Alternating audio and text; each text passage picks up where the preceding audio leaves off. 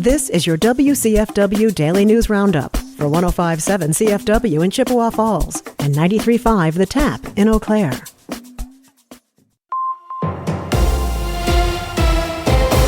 105.7 CFW News, I'm James Kelly.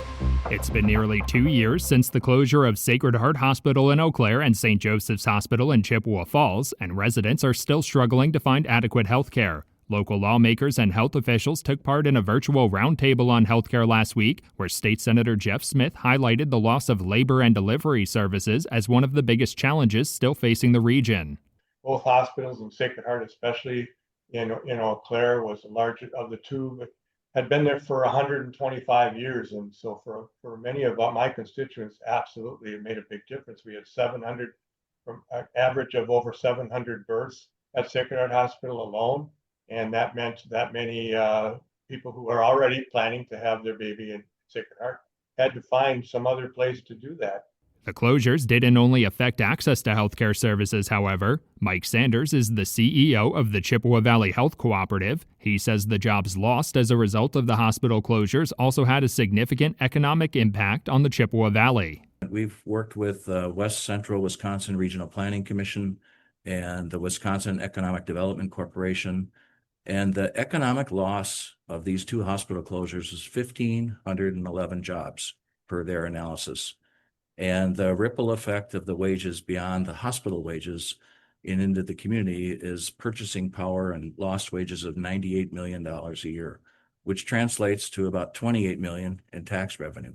The Chippewa Valley Health Cooperative recently began offering some services at the former St. Joseph's Hospital site in Chippewa Falls and plan to expand those services next year until their new independent community hospital opens in Lake Hallie. State Senator Smith also called on lawmakers to establish a hospital stabilization fund to address future rural hospital closures. The Wisconsin Department of Natural Resources and Department of Agriculture, Trade and Consumer Protection are warning residents about a new invasive species making its way towards the state. The agencies are looking for signs of the hemlock woolly adelgid, a tiny insect that could threaten millions of hemlock trees in the state. The insect has not yet been found in Wisconsin's forests, but has spread across next-door Michigan and has been found in tree nurseries a handful of times over the last few years. As part of their efforts to identify and halt the insect spread, state officials will be setting 3D-printed traps coated in petroleum jelly across roughly 30 sites. Combating the spread of invasive species has been a major focus for Wisconsin over the last few years. The emerald ash borer has now spread throughout the state, reaching the last uninfected counties in northwest Wisconsin over the last couple of years. DNR officials say the beetles could eventually kill 99% of the state's ash trees, forcing local municipalities to implement costly protective measures or just outright remove ash trees from their streets. The L.E. Phillips Career Development Center has launched a new fundraising campaign to provide unhoused individuals in the Chippewa Valley with emergency assistance. The 100 Nights of Shelter campaign seeks to raise money to cover emergency motel stays for unhoused individuals who don't have anywhere else to go this winter. According to organization officials, there are no homeless shelters in Chippewa County, so unhoused individuals in the area could need to travel to Eau Claire or other cities to get connected to resources that can help. Donations to the campaign can be made on the L.E. Phillips Development Center website or by check mailed to their Ball Street office in Eau Claire. The organization's website also tracks how many days' worth of funding current donations have covered. The cost for a motel room is $80 per night, and so far the organization has raised enough money to cover the stays until mid-December. The goal is to raise enough money to provide the emergency motel room stays throughout the winter, with the campaign ending in early March.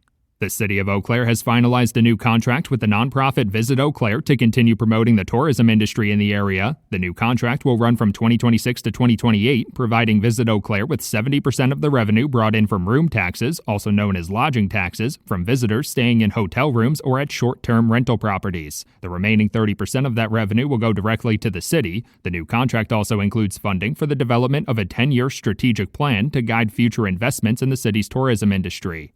Last week, the Wisconsin State Senate approved a proposed bill aiming to crack down on fake service animals and false documentation for emotional support animals. If signed into law by Governor Tony Evers, the bill would implement a $200 fine for falsely claiming to have a service animal and a $500 fine for providing false documentation for an emotional support animal. Critics say the bill would be impossible to enforce, and a 30-day requirement for an emotional support animal could create an additional barrier for people who really need them.